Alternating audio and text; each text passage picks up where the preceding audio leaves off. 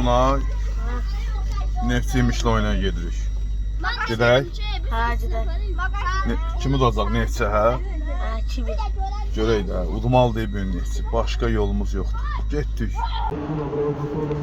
Oo, Sunay gol vurdu. Neftçi. Gedirik də. Bir 10 dəqiqə gecikmişik.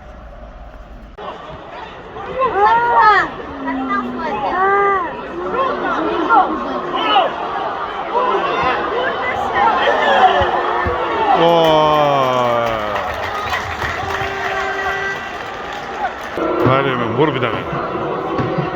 İnanmıram vuracaqsan Emin.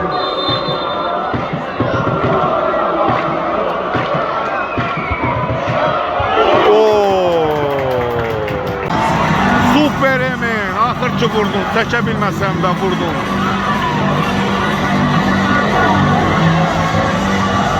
Sunay!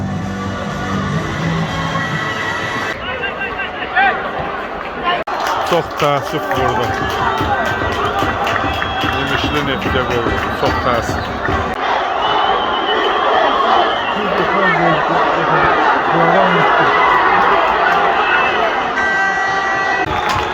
Çox təəssüf uduzdu.